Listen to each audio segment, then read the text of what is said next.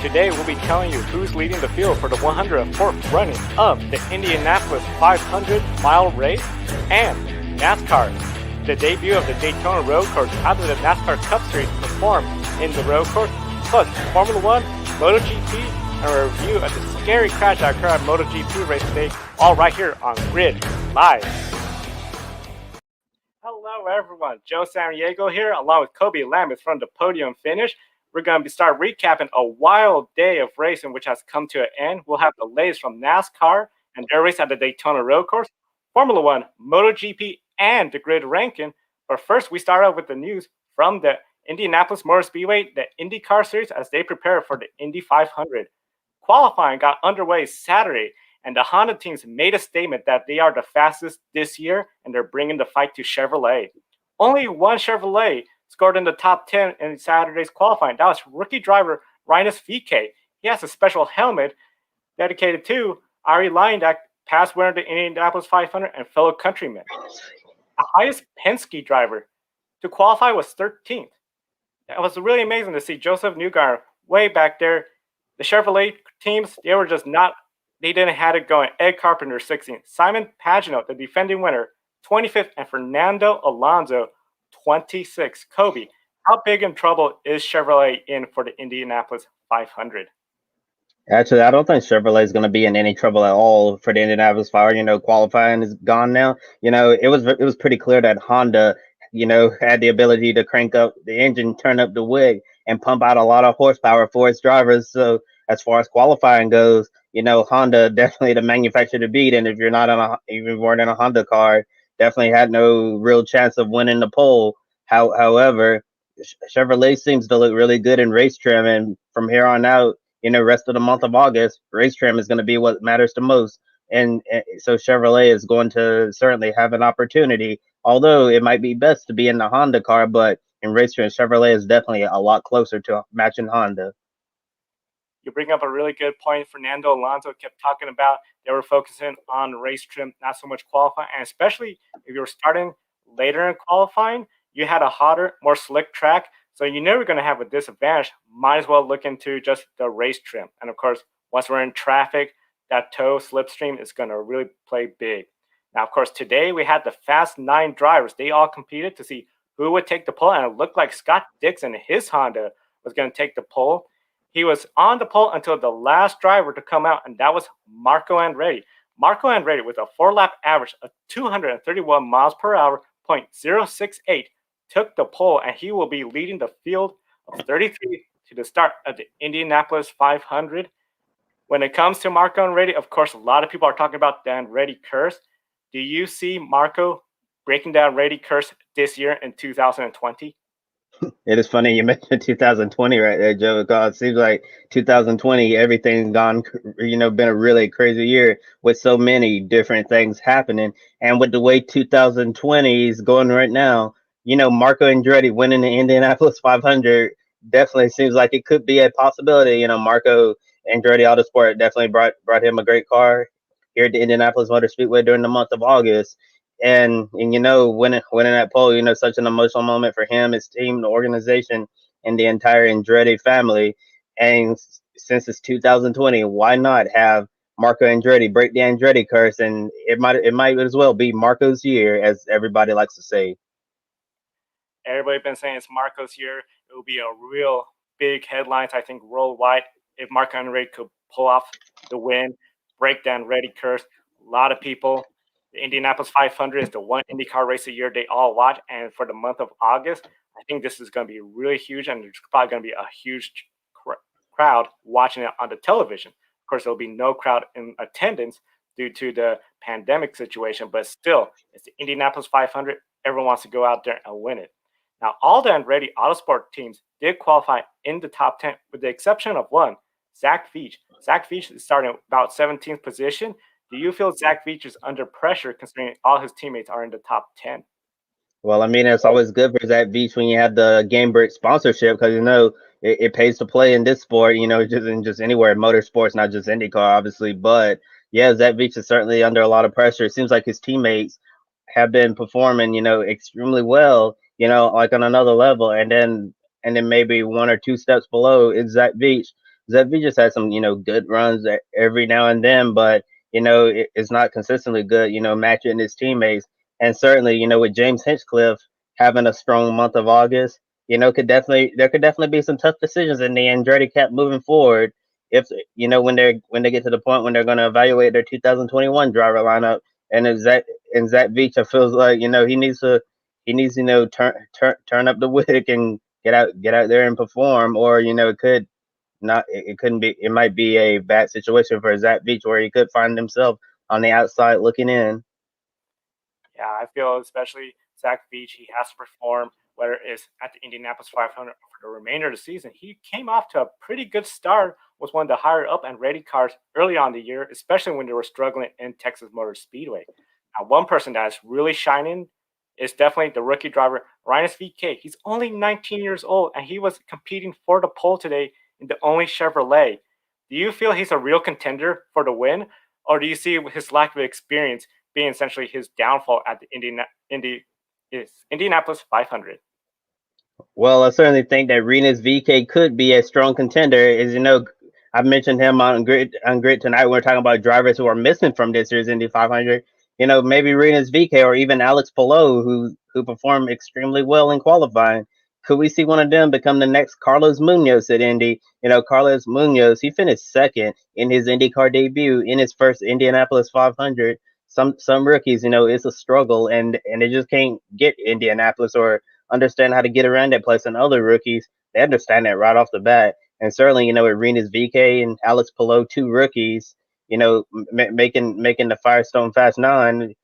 I think those two guys can definitely be contenders if they're in the right place at the right time. But late in the race, there might be a caution in the late race restart. That's where the lack of experience could come into play. Those drivers who have been there, done that, used to all of these late race restarts at the IndyCar level, and if one of them are like leading or in second, with and a caution and we're restarting with like 10, 9, 8, whatever laps to go, then that's where their lack of experience might come into play.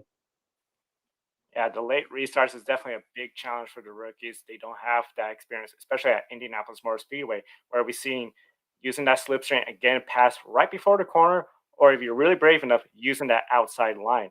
Now, one team with a ton of experience, but not a whole lot of speed this weekend was Penske. Do you think Penske could really aim for the win, or do you think they should just try to focus on getting a top 10 finish?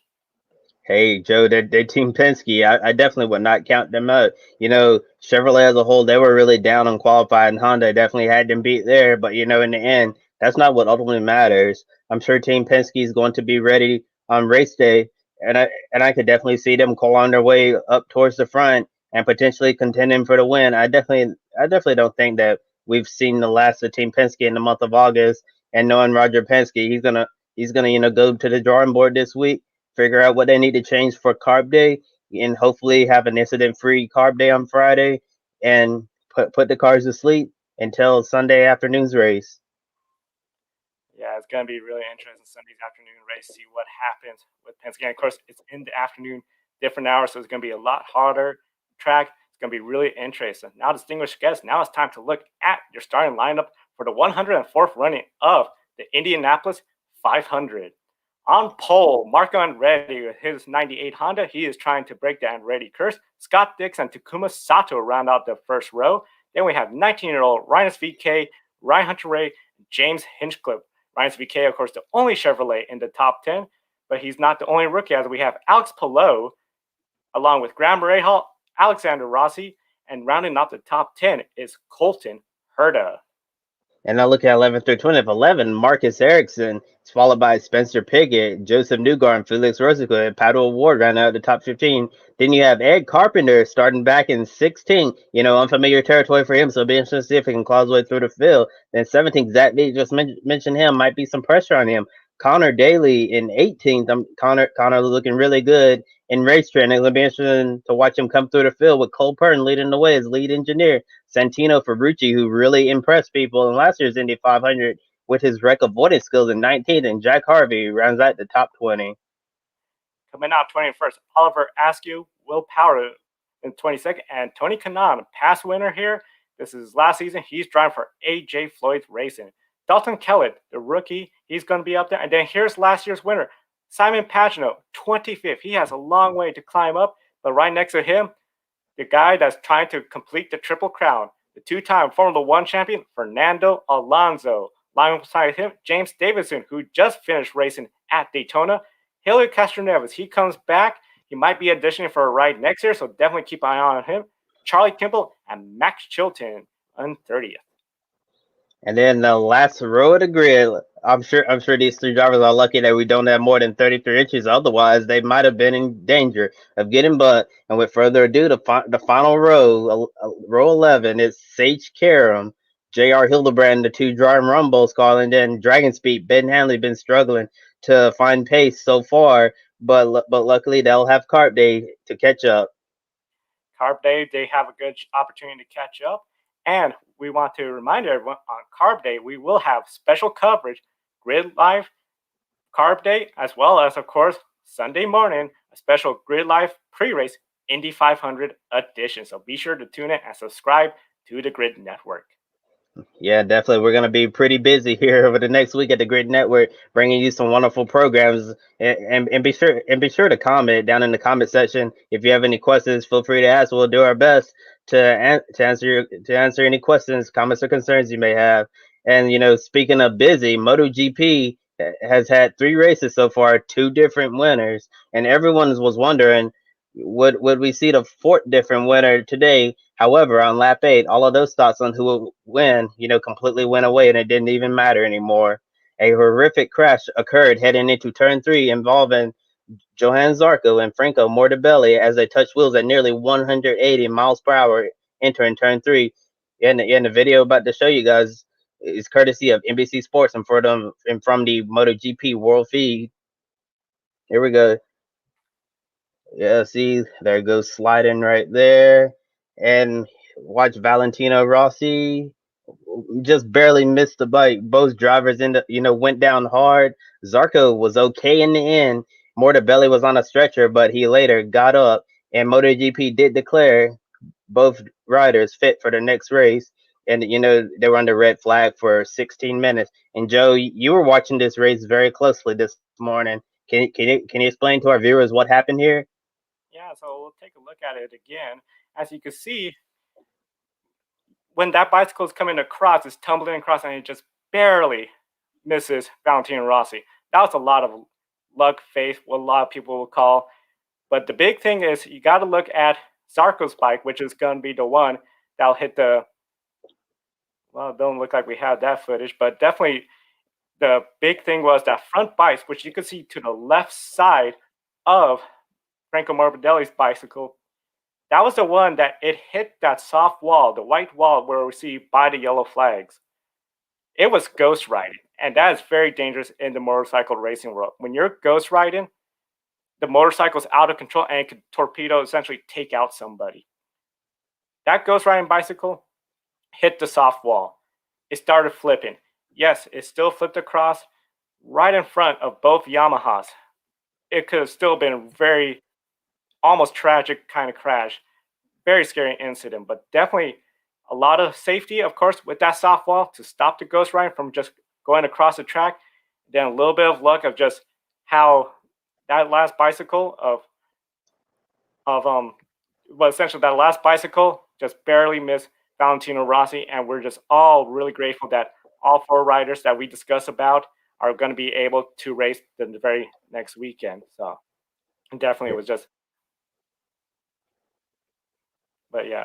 So one of the big things, of course, with MotoGP, that race was red flag. Once the red flag was clear, we still had racing 20 laps to go, and the race started with essentially a really close battle for the lead. We saw the KTM of Paul Espargaro.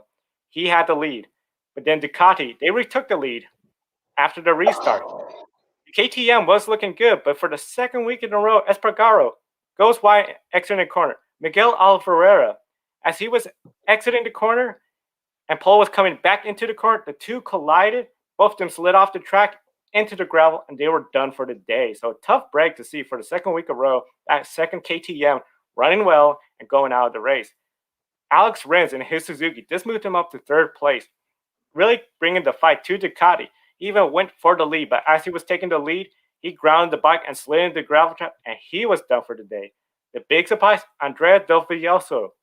He took the lead, held on to the lead, and he took the win, considering just not too long ago, he announced that he is not returning back to Ducati. So taking a look at the top 10 starters, Andre Davoso, Joan Mir, and Jack Miller. Joan was able to pass Jack on the second to last corner, followed by Brad Binder, Valentino Rossi. Then you can see the rest of the top 10, only one Honda, six, and it wasn't even the factory Honda. They were way in the back of the pack. It was just one of those things where tough, tough year for Honda, the factory team, especially with Mark Marquez out of it this year. But definitely, it was a really good race. But definitely, that scary incident that took essentially a lot of energy out and I would say overshadowed the rest of the event. Yeah, thank you for that MotoGP wrap up from this morning. I'm very glad that all of those riders were okay because that was really scary to watch, and it could have ended so much differently, but thankfully somebody was watching over them, and move on to the next round. But it just shows unfortunately, sometimes we need these crazy reminders of all of the danger involved in the world of motorsports. And now switching gears to NASCAR coverage, since Watkins Glen was canceled, the Daytona Road-Course became what many believe to be the biggest wild card race. Heading into this weekend, we had a new format to set the starting lineup, and no more random draws. Based on owner points, performance, and your fastest lap in the race, and it put the two best on the front row, being Denny Hamlin and Kevin Harvick. And on the opening lap, it was a pretty clean first lap. I'm sure there's a lot of people expected him like to overshoot the corner or somebody getting turned around, but these Cup drivers, really performed well out there. And Denny Hamlin ended up leading the first lap. And most of the cars had windshield wipers on there in case it rained, and they also had rain tires on site as well. But luckily the rain stayed away, and and then later on in the first stage, not much happened, and Chase Elliott used strategy to win stage one. And then looking ahead to stage two, Denny Hamlin was victorious, had no cautions and no incidents at all during the first two stages. However, on the first lap of stage three, Kevin Harvick went for a spin, and after looking at the NBC replay, it appears that he got punted by Christopher Bell. And some people are wondering, if that was on an oval track, there would have been a caution immediately. But with this being a road course, Joe, can you explain to our viewers why NASCAR did not throw a caution? So a lot of times, especially on the road courses, if you don't have an incident where somebody has made contact with the wall and there's debris all over, you'll give them time to try to spin it around and keep going. A lot of times, other series, sometimes even NASCAR, they'll utilize the local yellows. The local yellows indicate that there's a issue with that section of the track, but once you pass that section, you're allowed to keep going to the green. Of course, we have this all explained in our last video of Rookie Stripes, in which we go over the different color flags used in auto racing. Yeah, then we had the red flag out for 30 minutes due to lightning, and it left many wondering if rain was going to arrive, but it never did. Finished the race in dry conditions, and we had a caution with 6 laps to go. Kyle Busch blew a tire and spun out, and ended up backwards. And then Kyle Busch went to the garage and ended up retiring from the race. And then with 3 laps to go, Chase Elliott was been the class of the field for most of the race, but nobody could touch Chase Elliott, as Chase Elliott went on to win today at the Daytona Road Course. And looking at the top 10, behind Chase Elliott, Denny Hamlin second, Martin Truex Jr. third, Jimmy Johnson fourth, Chris Buescher rounds out your top five. Didn't you have Clint Boyer in sixth? Then Kaz Grala replacing Austin Dillon, who tested positive for the virus, finished seventh in his NASCAR Cup Series debut. Definitely great drive for Kaz Grala. And then William Byron eighth. Joey Logano ninth was involved in last lap incidents with Bubba Wallace and Alex Bowman. And then Michael McDowell, who's a excellent road racer, has experience at the Daytona Road Course, rounds out your top 10. And Joe, we discussed Martin Truex Jr. and Chase Elliott, like being really good on road courses. Do you think it proved, like equal between those like were they equal today? Yeah, they were equal today. And the big thing, of course, in the road course, the equipment is not too big of a factor. we know the Chevrolets, they seem to be a little bit behind the Toyotas, especially Joe Gibbs Toyotas. Today, in the road course, we've seen where that's not an issue. The road course, especially the infield section, was really slow. It was really hard to build up the tire pressures compared to outside.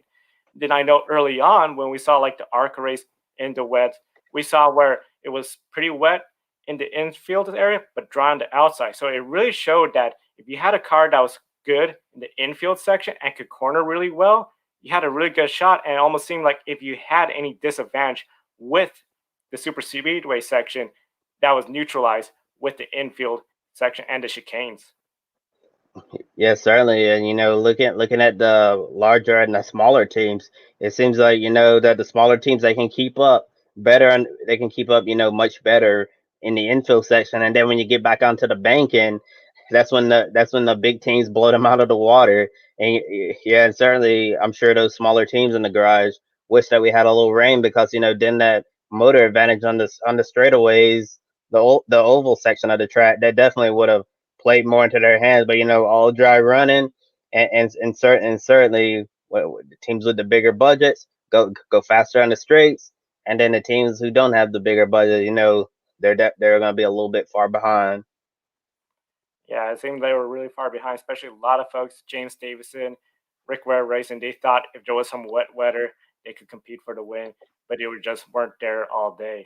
Now, Formula One, that was another race where there was a thought of wet weather coming in. The wet weather never materialized, and that essentially helped out the pole sitter, Lewis Hamilton. He had a great start.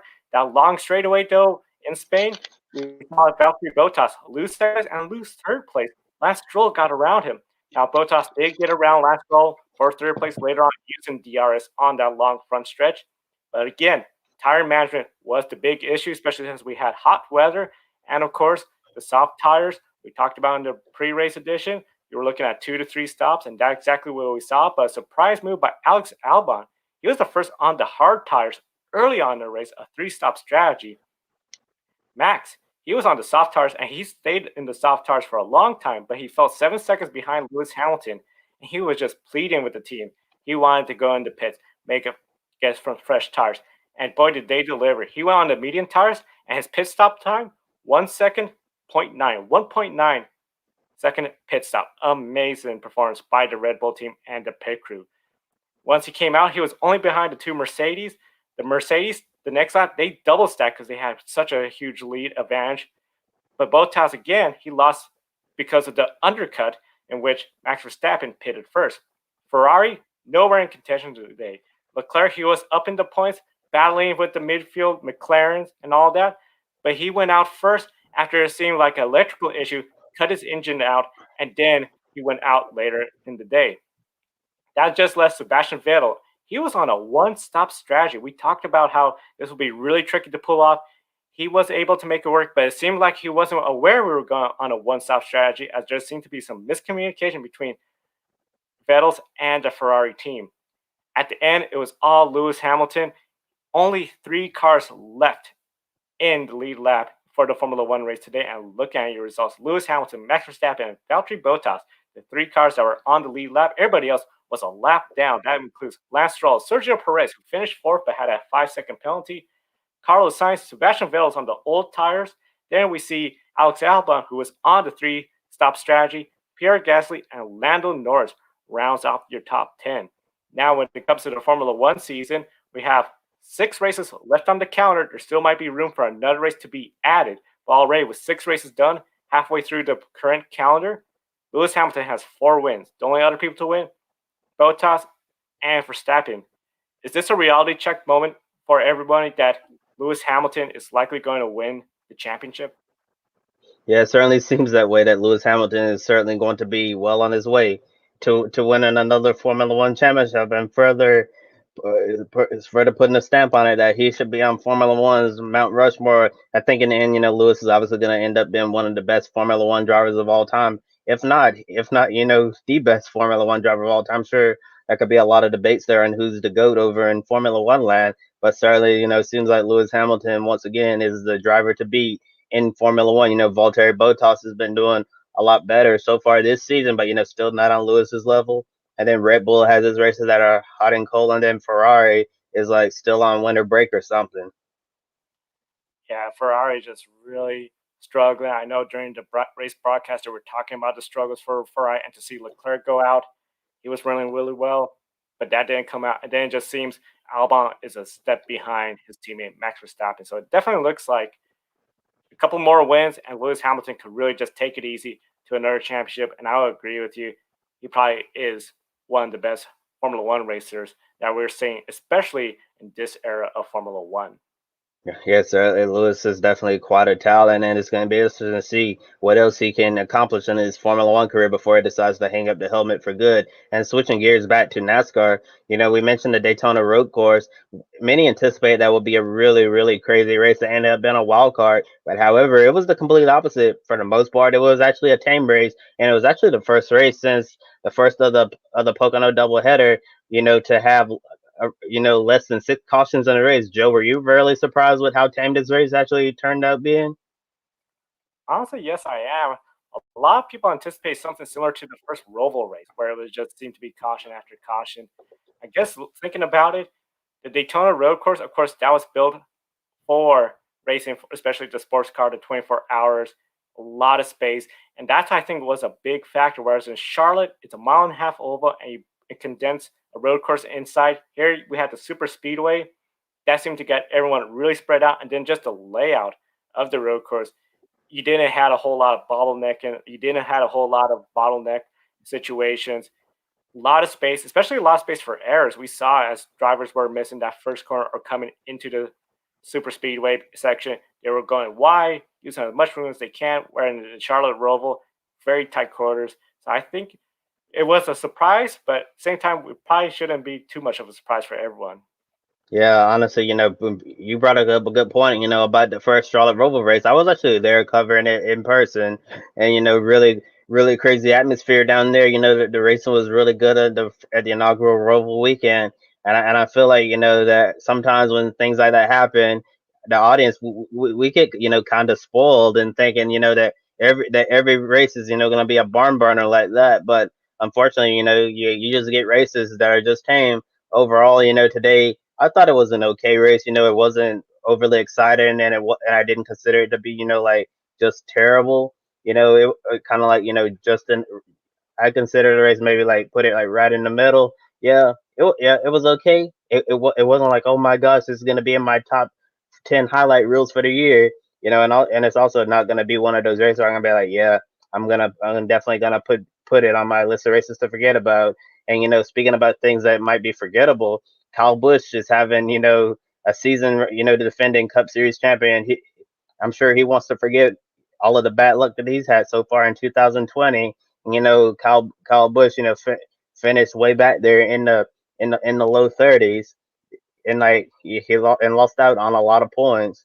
So, do you think Kyle Busch? I can't believe we're even talking about this in the year 2020. So maybe I shouldn't be surprised. But do you think that if Kyle Busch, completely bombs the Dover doubleheader and has some horrible luck, and then gets caught up in the big one when we return to the Daytona Oval, do you think he could potentially be at risk in falling out of the playoffs?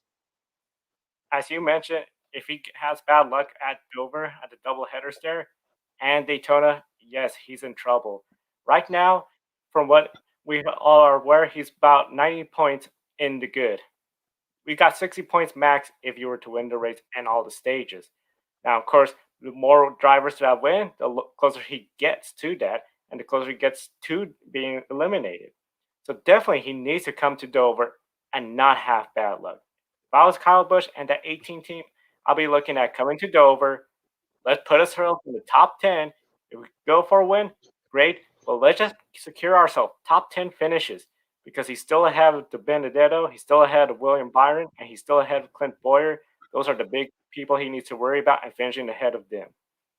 Yeah, and actually, I don't think that Kyle Busch is gonna fall out of the playoffs. But I think if Kyle Busch and his team don't, you know, find a way to end the bad luck or figure out like what's going on with their program, I think he could potentially be a shock in round one exit in the playoffs on the round of 16. If things keep if things keep going this way for Kyle Busch, where things keep happening, then I potentially see Kyle Busch not advancing out of the round of 16, which would be really surprising for our defending champion. And looking ahead to one of the notables today, we mentioned him, Kaz Grala, never been in a NASCAR Cup car before, and got the late call up to replace Austin Dillon, who tested positive for the virus. And in his Cup debut today, Kaz Grala in the number 3 Chevrolet for Richard Childress Racing finished seventh. And two questions for you, Joe. What do you think of Kaz Grala's performance in his first Cup race, and when do you think we may see Austin Dillon return? Because it was reported that he was experiencing mild symptoms, and when Jimmy Johnson tested positive, he was asymptomatic. And mild symptoms, we have no idea, how long it's going to take Austin Dillon to return. Yeah, that's the big thing. Hopefully, we're all hoping a speedy return for Austin Dillon, recover really quickly. We'd love to see him back at the racetrack. Of course, when it comes to the championship, NASCAR has said he will get a medical waiver because this isn't something where he's trying to just miss the race. Because here's the thing, even though he is locked in the playoffs, he's missing out on valuable playoff points, stage points to get him up higher in the playoffs. Of course, in the playoffs, those stage points, playoff points that you earn help you advance to each round. As he's missing races, he's missing opportunities. As for Kaz Grala, what a drive. I mean, picture perfect, no mistakes. A little bit of a mistake in the bus stop, but overall, he did a really great job running for the team. I definitely think, hands down to the team, they put him in the car. I mean, he hadn't driven a cup car quite some time. Come in here, get it fitted in the car, and your first laps in the car is at the race. What an effort by that 3 team. Yeah, certainly really impressive performance by Kaz Grala, and really hard for him. Racing part time in RCR's Xfinity program. Myatt Snyder and Anthony Alfredo are pulling the heavy weight in that car, and Kaz Grala is getting like very limited starts in there. Yeah, yeah, Alfredo and Snyder, doing some of the heavy lift in that car, and then Grala just getting a race, like every now and then. So he actually didn't have a lot. He doesn't have a lot of seat time this year, and coming in here in a NASCAR Cup car at the top level for the first time, going up against the stars of the Cup Series, definitely an impressive performance. And I think that this is going to help him heading into 2021, because it's really rare, to see a rookie driver come in, with very limited seat time and perform the way he did, especially on a road course. And road courses, definitely take a lot of skill. And I think today's performance is going to help elevate his stock and put him on a lot of team owners' watch lists. Yeah, a lot of teams are going to be watching Kaz Grala, see what his future holds. We're very excited to see, especially if he can get on a good ride next year. That'll be really exciting. Now, one of the more exciting races this weekend, of course, was the Virgin Australian SuperCar Series. The Darwin Triple Crown occurred this weekend. Now, of course, Grid Live pre-race, we discussed Friday's event, but we still had 2 races coming up.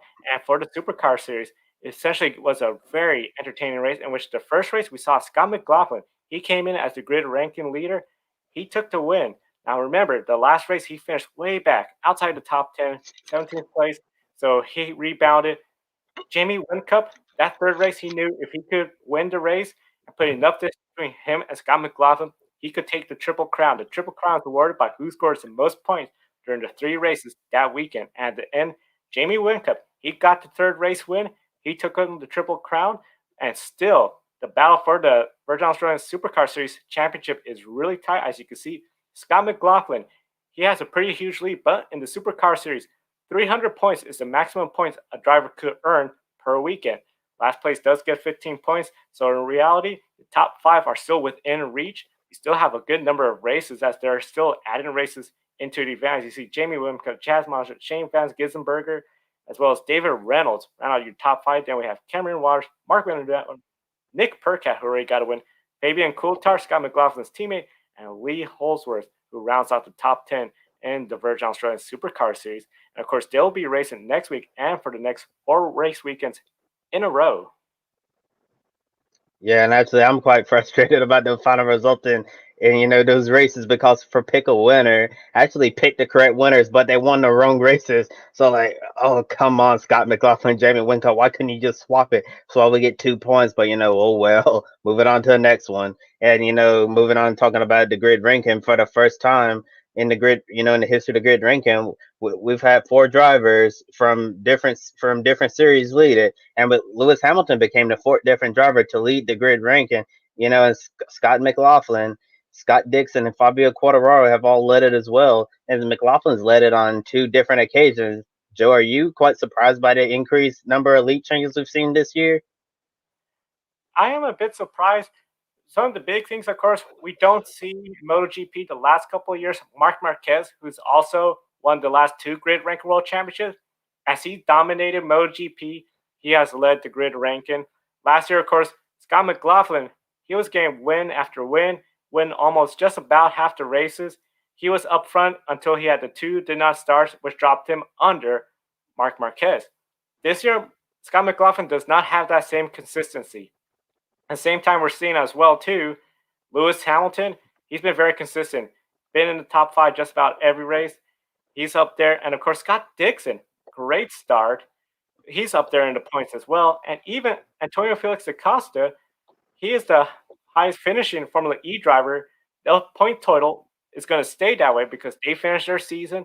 So he could still move up the standings if we see more drivers get inconsistent or down the standings. So it's going to be really interesting to see what happens the next couple of weeks in the grid ranking. And Lewis Hamilton definitely on a roll right now in Formula One. Do you think that he'll be able to hold on to the lead next week? It's going to be close. I know Scott Dixon, of course, he's going to be racing at the Indianapolis 500. A win there, that could definitely propel him to the top of the grid ranking. Scott McLaughlin, he's still up there, and they have two races. So two wins, that could still put him up there. Of course, Formula One race 2 weeks later, when they will race, of course, is when we're going to see if there's any changes in the grid ranking. Yeah, it's certainly gonna be interesting to watch and see how Scott Dixon performs in the Indianapolis 500, and see if an Indianapolis 500 victory can put him to the lead of the grid ranking. Definitely gonna be exciting as we get closer to the end of the season for all of the racing series out there, so we can see how the grid ranking looks like at the end of the season. And next, we're gonna end our program with a couple of quick takes. Starting over in the world of Formula 2, driver Sean Galeo was injured in the Spanish Grand Prix feature race for the Formula 2 series. His car finally hit the curbs, causing an injury, and he had to be helped from the car by the safety workers. Galeo suffered a D4 mid spine fracture. He did not compete in today's sprint race. It is unclear if he'll be back in time for the Spa race at the end of the month. He is, though, expected to make a full recovery. Yeah, and early this morning between 2 a.m. and 6 a.m., Mike Harmon Racing was the victims of a crime that took place. Their silver Ford 350 Ford F 350 dually, slate gray 32-inch hauler, and Kyle Weatherman's number 47 Xfinity car that he raced at the Daytona Road-Course yesterday, and all equipment inside were stolen. This incident took place in Kingsland, Georgia, and Mike Harmon Racing has offered up a $5,000 reward for the recovery of all MHR equipment. And the latest news from this story is that there was a possible sighting in Yulee, Florida, off Highway 17. So if you see the Mike Harmon Racing hauler, be sure to contact the local authorities so we can bring back Mike Harmon's hauler, to them. Definitely, we encourage everyone to keep your eyes peeled. If you see it, call the local police department. That's going to do it for today's program. We encourage everyone to subscribe and like to our YouTube channel. We definitely thank everyone for helping us go over 50 subscribers this week. Super honored to have you follow us and subscribe to us. We are here dedicated to provide you all the motorsports news and coverage all week, and especially with the Indianapolis 500 coming up, because Wednesday we'll have Grid Tonight, 6:30 p.m. Eastern, and then Friday, a special Carb Day coverage. We're going to be covering everything that happened at the Indianapolis Motor Speedway. Saturday, Grid Live. We're going to cover the MotoGP, NASCAR, and Australian SuperCar races going on that weekend. And then Sunday, Grid Live, Indy 500 edition, 90 minutes before the start of the Indianapolis 500. Be sure to join us. We're going to talk about everything for the Indianapolis 500. And then, of course, Grid Live post-race following Sunday's racing activities. Now, I know definitely we're going to be really looking forward to it. When it comes to this weekend, Kobe, what was the one moment that stood out to you the most this weekend? Definitely Honda domination at the Indianapolis Motor Speedway. It was just unreal. And actually, coming into this, I thought it was going to be a lot closer than what it was between Chevy and Honda. But Renus VK, represented Chevy well as the fastest Chevy driver in qualifying. But it seemed like Honda's just on another level right now with the amount of horsepower that they cranked up when they were given the additional boost. And certainly, I think one of the biggest questions heading into the race, seems like Chevy is definitely a lot stronger in race trend, but it seems like Honda still, has the edge and has the best engine for the Indianapolis 500. And as we get closer to the race, and after Carb Day, we're certainly going to know a lot more because race trim, that's going to be an important day, and hopefully the weather doesn't impact them on Friday. Anything is possible, but hopefully Mother Nature's going to play nice, and all 33 drivers will get one last day on the track to make sure your car is right for what many consider the biggest race in the world. Definitely the biggest race in the world. And definitely hope they all have good weather. Definitely one moment that stood out, of course, was the MotoGP race and the horrifying crash in which Franco Morbidelli's cycle went between the two Yamaha riders, Mark Vinales and Alexander Rossi. Joan Zarco was involved in that crash too. Amazingly, all four drivers were okay, and that was just something where again it just showed motorsports is a dangerous sport. We definitely have a lot of safety features that have come in. They played in helping save the lives today because that could have been a very tragic accident, and definitely something where I feel MotoGP will be looking forward into how to improve more of their safety. For Kobe Lambeth at the podiumfinish.net, I'm Joe Sanriego with the Grid Network. Thank you for watching our program. Y'all have a wonderful evening, and we'll see you next time.